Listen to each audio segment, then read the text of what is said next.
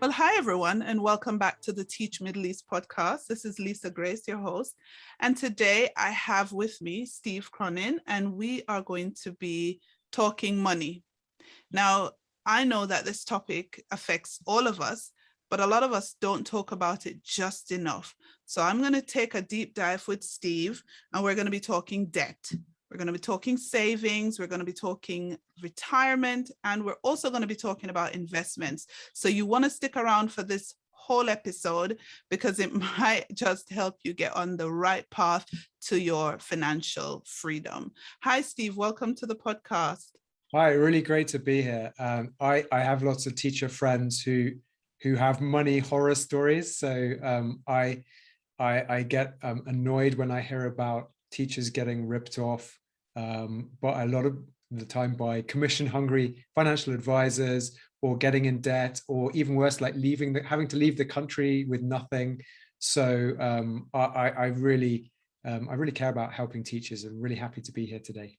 Fabulous. Why don't you do us a little favor and introduce yourself? Let us know a little bit about you and your money journey. Sure. So I run a company called deadsimplesaving.com, and really it does what it says on the tin. You know, I believe that saving and investing for expats should be simple, and it is something you can do yourself quickly, simply, and cheaply. But I wasn't born with these skills. None of us are born with these skills, and they're not taught in schools, which is financial independence is not taught in schools. Debt management isn't really taught in schools. And I know these things are changing, but so don't blame yourself if you feel like you don't know where to start with money. I studied psychology at university, and then I ended up as a management consultant, like telling bankers what to do, and advising countries like Saudi and Libya how to invest their hundreds of billions of dollars. But at the same time, what's really interesting is that people in that field, in financial services, they don't know how to manage their own money. And so I found myself in 2012, I was just about to get into a long-term savings plan. I've met this financial advisor, and he seemed very sensible, and I was adulting. I was finally going to do something with my money, and I was very pleased with myself.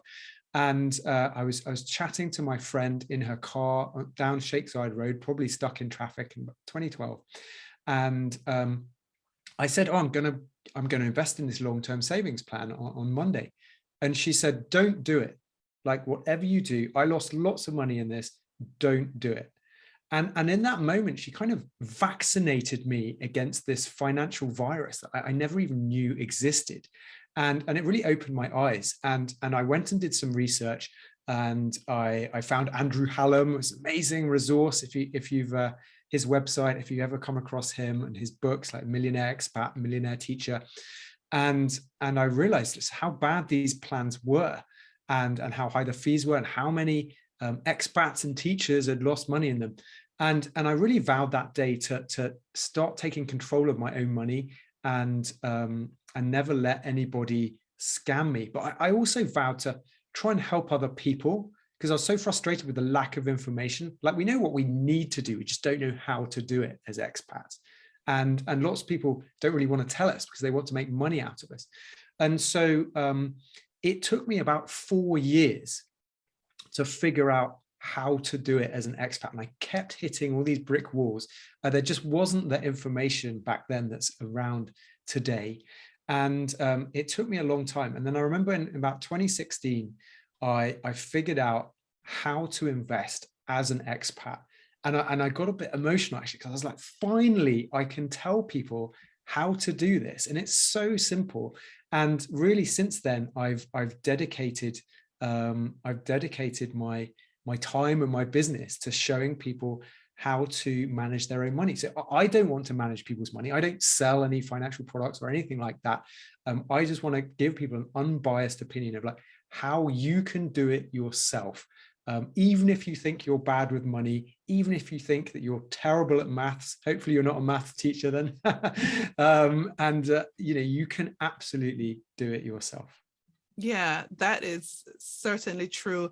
I mean, I can tell you for myself that when I came out here in 2010, I was being wooed left, right, and center by all the different financial advisors. Everybody wanted to take me out for a coffee and to tell me how they can help me and how they can make sure I retire with all this money. And I've always been skeptical. You know, I'm just a weird person. If you're so nice, I always go, what's your angle? So I never fell prey, thankfully, to any of those schemes that were being offered out here. But I know many people who have, because they're so inviting and they're so convincing. You would never ever think that they're trying to get you. If you're one of, you know, it's just that I'm a cynic. So I just like, what's your angle? Like, where are you going with this? Like, why do you want to buy me coffee and give me an iPad if I tell you what my friend's phone number is? Yeah, So you did really well. And I think that's the scary thing, is that they spread through the common room, right? Because they say, well, you're in this plan. Can you give me 5 phone numbers of your yes, colleagues? And then they would say, like, Lisa recommended, that I speak to you. And then, therefore there's that credibility. And they literally spread like a virus. I mean, it is like COVID. yeah. And so a little bit of education about what to avoid, I think, goes a long way. It does. Well, let's take it back to a little bit of basics then. You're coming out here, you're a teacher, because lots of teachers are new right now. They've just come in. You know, we've welcomed at the Middle East Teaching and Learning Conference that we just wrapped up at the end of August, we welcomed several hundred teachers who've just joined us in the region. And so they've come out here, they've got great intentions to advance in their careers, but they also have intentions of making and saving money. So we know when we come out here, we do have a double kind of goal. What causes educators to come out with all these good intentions but end up in debt? What happens? Yeah, what a good question. And I think it does happen to a lot of people. I wrote an article recently called "The 7 Phases of Expat Life." And you can check it out on I've got to check that out. Can you send us that link? We want to check that out. Yeah, Definitely. absolutely. We'll put it in the show notes. So it's on my blog, deadsimplesaving.com, and it's completely free, and you can read that. But it literally came to me fully formed at 4 a.m. So it was a very strange experience writing this article. But those 7 stages, I think they explain why some people get into trouble. So the first stage is that kind of ignition phase. You have this spark, and you're like, yes, I'm going to go to Dubai. I'm going to do something with my life. I'm going to move away from my home country, away from my friends and family, and I'm going to do something. So it's active, right? And the trick, while you're an expat, is to keep that spark alive, because it can really transform your life. Then you have the arrival stage, where everything's new. You don't know what you're doing. You don't really know who your friends are yet. And the danger with that phase is that sometimes if you're paying for your own accommodation, not always, but you don't have a bank account yet. You have to pay for a lot of stuff up front. And so you can start getting into debt, borrowing money. Banks realize who you are. They start phoning you up and like, wow, it's easy to get a credit card. Maybe you've never had a credit card before. Suddenly easy to get lots of credit cards, lots of personal loan.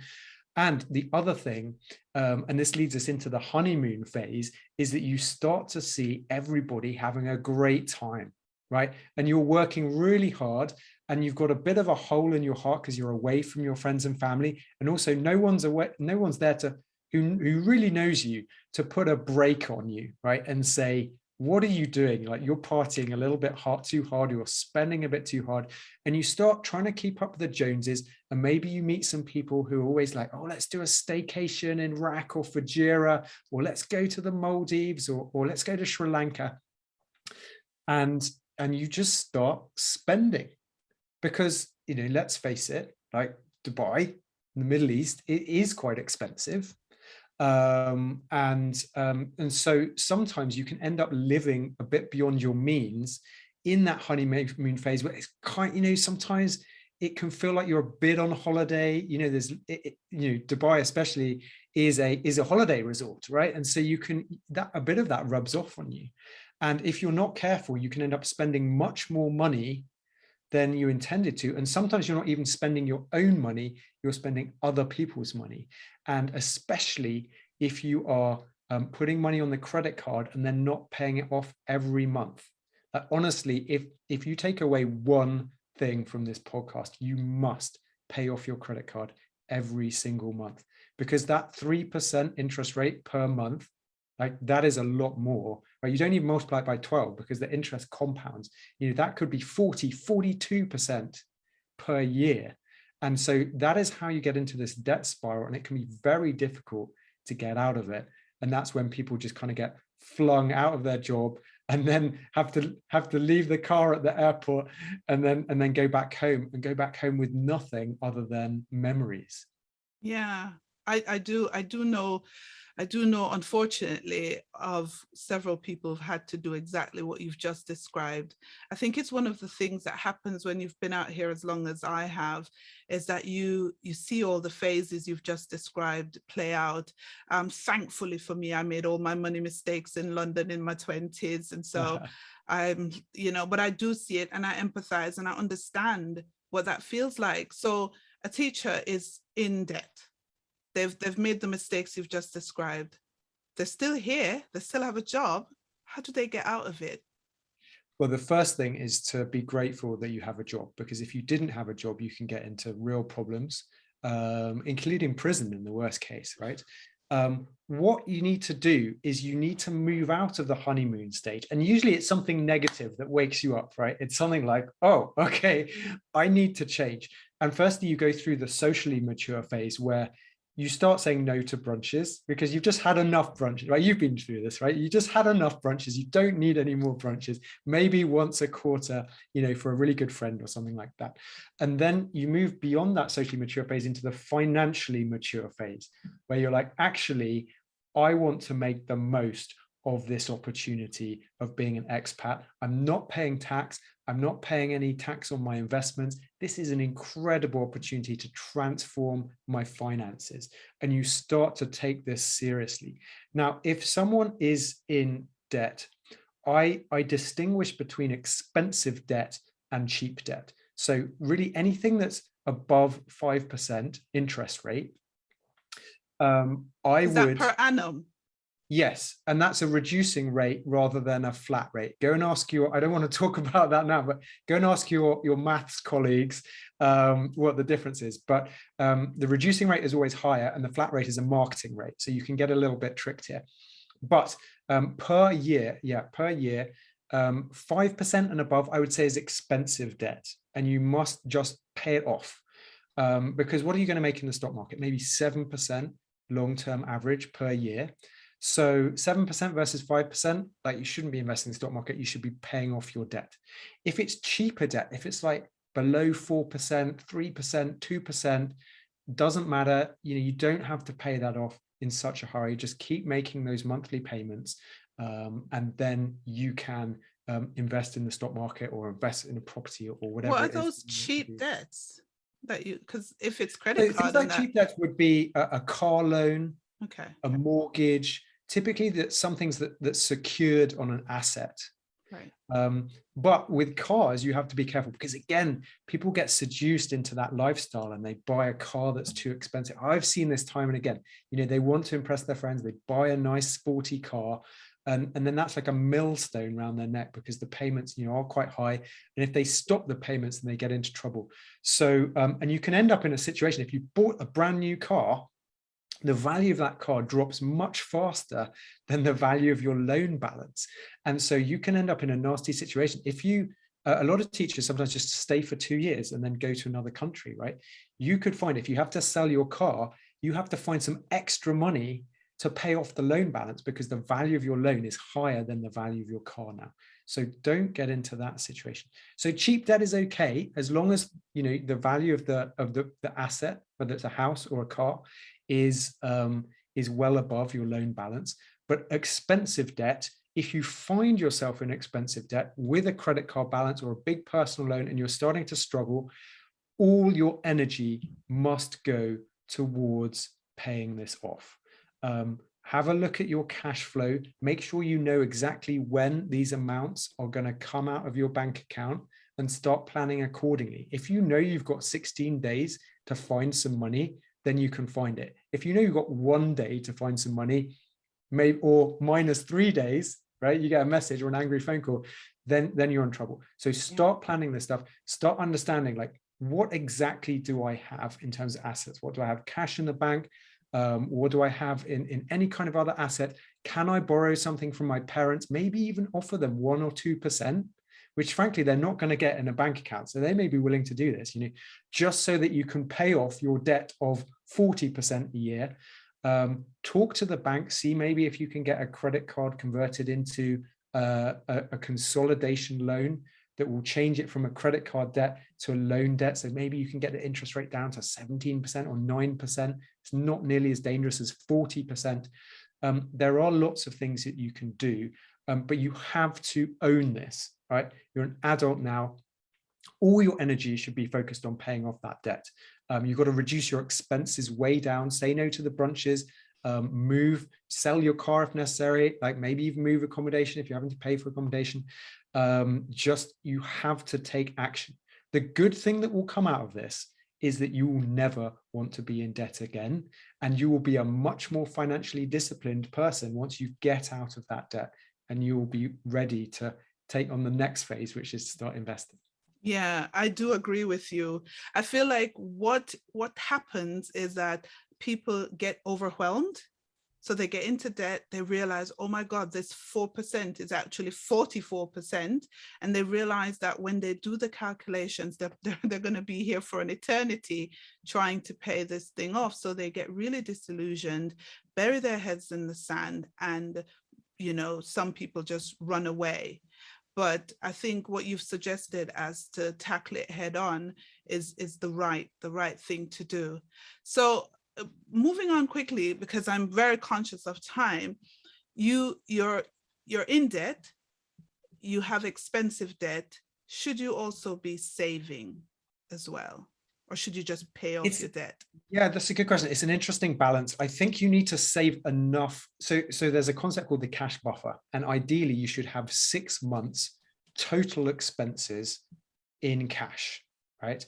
And what that allows you to do is, if you suddenly lose your job, or a relative suddenly gets sick and doesn't have proper insurance, you can live off that cash buffer.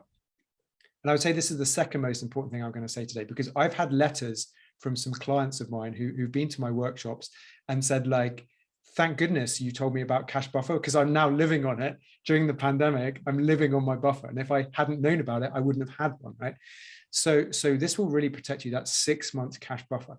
Now, ideally, that will protect you before you get into debt, right? But if you find yourself in a situation where you are in debt and you almost have no cash, I think it will be a bit of a balancing act. I think at least if you can find 10,000, 20,000, 30,000 dirhams, reals, whatever it might be, so that you can build up a little bit of a buffer and then focus on paying off your debt.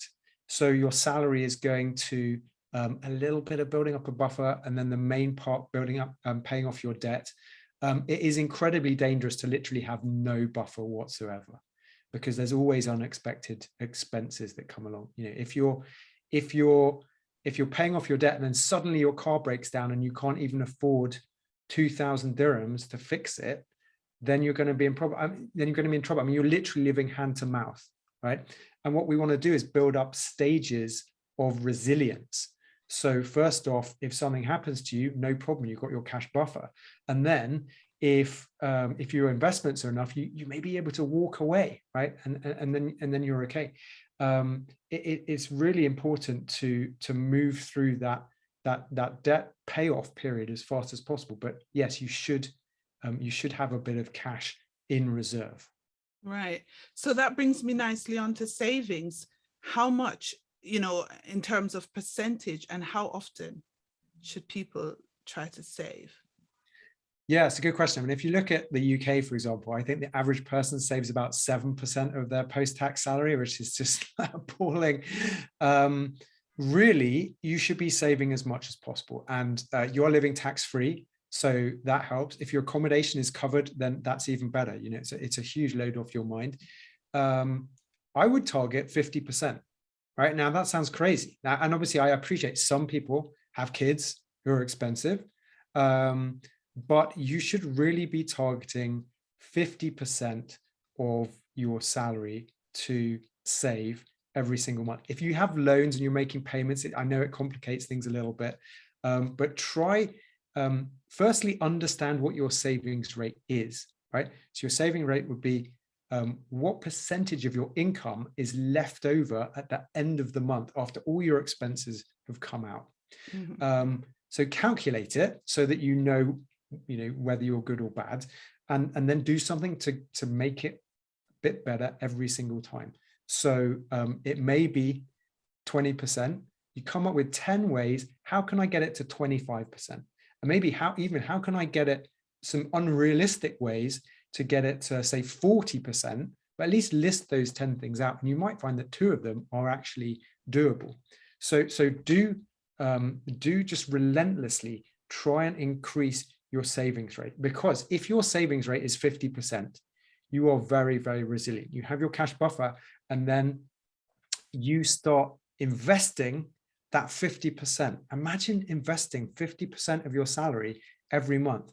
You're going to build up an investment portfolio that is going to transform your life surprisingly rapidly. Whereas if you're only saving 5% of your income because you're living the fast life, you're like almost borrowing from your future, right? You're not providing for your future. And you have to be careful, because as expats, we do not have pensions.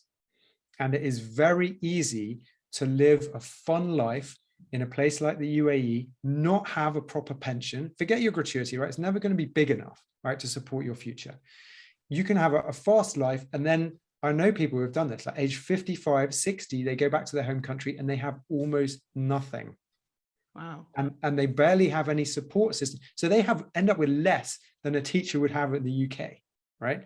So be careful. You must start building up your investment portfolio. It's almost like having a pension. You don't actually need a pension structure because we're living tax-free here, right? Or more or less tax-free. But you do need an investment portfolio that is going to start providing for you, and start having a think about, what do you want your future to look like? Are your retirement expenses going to be covered by income from property, or income from stocks and bonds, or some pension that you picked up back in your home country, or some business that you invest in, although that's much more risky? If you love property, fine, it can be like 80% property. If, like me, you don't really love property at all, then it can be like 80, 90% stocks and bonds.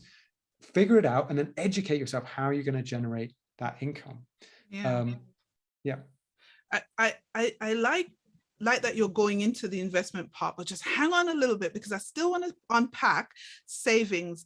Yes. Because you said saving 50% of your income after expenses. So people are going to say, well, that means I'll have no life now. How do you balance that? Because you do need to live now, because no one guarantees the future, and you don't know how long you're going to be on this earth. Do you want to just save and have no life, and then you die or something, and that's it? How do you balance that? Yeah, it's a great question. And I think happiness is really important. It is an amazing, opportunity to be in a fun place like Dubai or wherever you might be. So make the most of it. I like to draw a balance between your net worth. So like, if you take all of your assets, like what you own, like your cash, maybe a property, like some stocks, like whatever you have, minus your liabilities, so all your debts, what is your worth, right? That is like tracking your weight in kilograms. Like, it is the fundamental number you should be tracking. Like, what is your net worth? And is it on track to where you need to be? If you want to stop work, stop being a teacher in 10, 20, 30 years, then are you on track to do that? And if you're not, then you need to kind of triangulate between your net worth and your monthly savings rate that we've just talked about, and happiness, right? We can't forget happiness, because it's very similar to losing weight. You can't live on cabbage soup all day, right? Every day. So you have to have some happiness. But if you are deep in debt and your investment portfolio is negligible, then maybe you just need to reduce happiness a little bit and increase your monthly savings rate.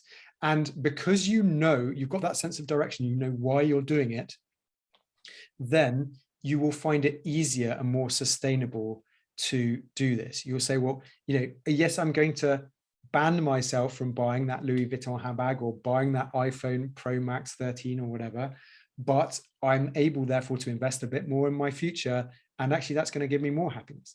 And also you will start thinking, well, what actually makes me happy? If you're paying lots of money for brunches or gym membership or golf membership that you don't even like, right? Then you can cut that stuff out without any real impact in your happiness.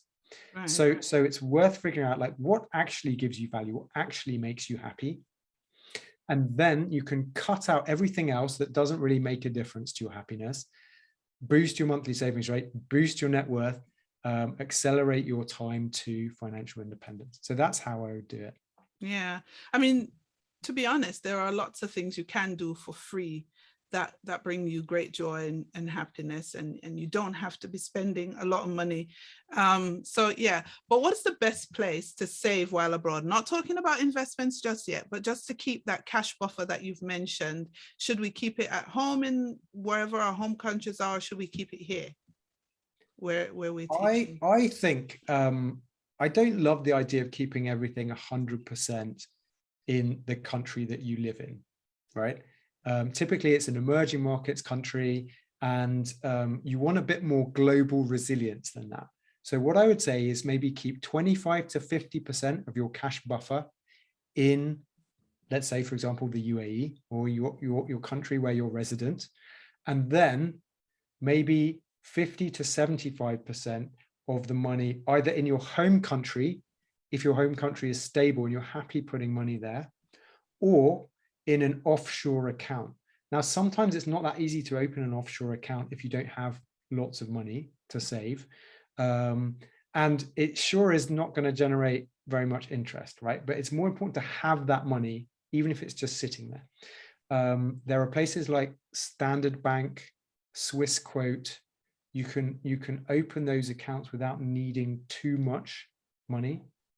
And then for those with more, there's HSBC, Citi, etc. And those are proper offshore accounts. So they might be in somewhere like Jersey or the Isle of Man. So it's not in your home country and it's not in your country of residence. If something happens to you or your money let's say it all gets frozen for some total disaster in your country of residence, at least you have a good chunk of your cash buffer offshore that you can access in case of need. Yeah, that's good advice. I wondered about that myself. I do keep majority of my money in the UK, but I'm thinking, but if I need it here, I'm here with my family, what happens? But we need to get that balance right. So let's think about retirement for a second, because when you live an expat life, sometimes you can forget about retirement. It's not that difficult to forget that you're going to get old one day and you won't be able to work. What's the best time to start thinking about retirement, really? Now, like, start thinking about it for sure. It's the planning that's important. It doesn't matter whether your plan is accurate or not. It's important that you start thinking about it. And so start thinking about things like, how much do you actually want to live on in retirement? Are you the sort of person who's going to move to Bali and you'd be quite happy with $2,000 a month? Or are you going to move back to the UK and you'd be quite happy with, say, £4,000? Some parts of the UK you can happily live on, say, £2,500. Others you might need for £5,000. Or are you going for like the fancy lifestyle, and are you going for something more like $10,000? Right? So start having a think, like, where are you roughly? And then you can always change those assumptions and see what the impact is. But start thinking about how much you are. Where are you going to retire? Where would you like to retire? Are you going to go back to your home country, or are you going to go to a cheap destination? Are you going to go to like a nice sunny European country? Are you going to try and stay in the Middle East? These things make a difference. So start having a think about it, and then you'll be much more prepared in the future. And at least you can plan your finances accordingly. And then I think once you know how much roughly you want to spend, maybe ask your grandparents, right, if they're still around, or your parents, like, how much do you actually spend per month? It's a bit of a personal question, so approach it the right way, but it's incredibly useful. And think about how much do we spend now? If you exclude mortgages and kids' education and things like that, because they'll all be done by the time you're retired, hopefully, how much are you actually spending? And try and put some financial stakes in the ground to figure out where you might be heading. Once you figure that out, then you can start thinking, well, how much do I need? How much do I need to save so that I can call myself retired? So with property, it's fairly easy to understand. Like, you need a certain amount of property that will generate that $40,000 per year, or whatever you need to live on in retirement. With stocks and bonds, there's something called the 4% rule that you can go and Google. You can use that as a way of turning your portfolio into an income stream that you can take out every year in retirement. And so that allows you to set targets. Let's say if you want to live on $40,000 a year, you need a stock portfolio of $1 million, right? Now that sounds like a big amount, but that's why you need to start saving now towards it, so that then you've got a clear sense of direction. So yeah, I know retirement sounds like a long, long way away, but that's part of being financially mature, is to say, well, even if I'm 28, we all wish we started this at 28, right? Even if I'm 28, I'm going to start thinking about this gently now and just start planning accordingly, because the earlier you start, the easier it is. Much easier. I have a personal question. I have several questions. Gosh, I don't know how I'll fit them all in, but we'll push as far as we can go. I have a teacher's pension that I'm vested in the UK, and I keep getting calls to move my pension. Should I do it? Are you going to go back to the UK? Oh, I've grappled with that question 100 million times, and I'm going to say no, simply because I can't see, now I'm in my 40s, and I can't see myself going back to a classroom in the UK right now. I don't know if that will change, but no, I would say no, just for now. Yeah. So pensions are complicated, and I don't want to give kind of personal financial advice just off the cuff like this. But I think you need to be wary of shifting a pension offshore. You need to understand why you're getting lots of phone calls and messages about doing it. It's because it earns the advisor a lot of commission. Right. And so that should be a red flag. And the tax authorities and the financial authorities in the UK are very wary of people moving their pensions offshore. You can do it, but you need to be careful. I would rather, as a first move, check that it's being managed properly. Right. And it depends what kind of pension it is. Don't really want to go into the details now. Yeah, it's okay. It's a teacher's pension. I will do some digging. But I was just wondering, because I'm sure there are other teachers who've been getting that. You've taught in the UK for a while, you have a pension and you are vested. And so now people are like, oh, move your pension. And I'm like, do I need to do that? I would say be very, very careful about it. And yeah. I would definitely not do it until you're certain. Yeah, in fact, I probably wouldn't do it. Probably wouldn't do it. But again, everyone's circumstances are a little bit different. So I have to be careful. But make the default answer no. That's what I'd say to everybody. Make the default answer no way. And then, yeah, if you've really read up on it and you've got 5 different opinions and you know that the person advising you is not getting commission out of it, then you're paying them a fee or something, then maybe. Okay, so here's my follow-up question. Nothing personal, but I definitely want to know, because I have friends who haven't thought of this, and they are of a similar age as I am, and they don't have a pension. So let's make it general. You're in your 40s, your 50s, you don't have a pension, you haven't thought of it, you haven't planned. What should they do? What do you suggest? I suggest that they start investing to build up an investment portfolio. It's never too late, right? Even if you're 58, I mean, it's not a great situation, but it's never too late.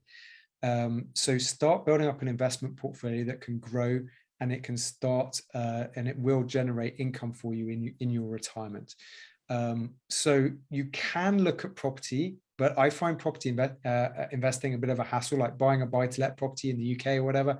The buy-to-let party is over, right? It's been over since like 2010, 2015. Like it's basically over. I would be very careful about that. And there's a lot of hassle involved in buying a property.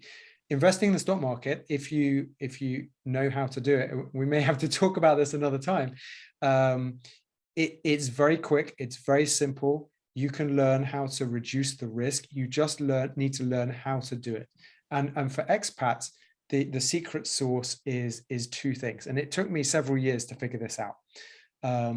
You need to open up an account with an international brokerage, or there are robo-advisors in the UAE, for example, that allow you to do this.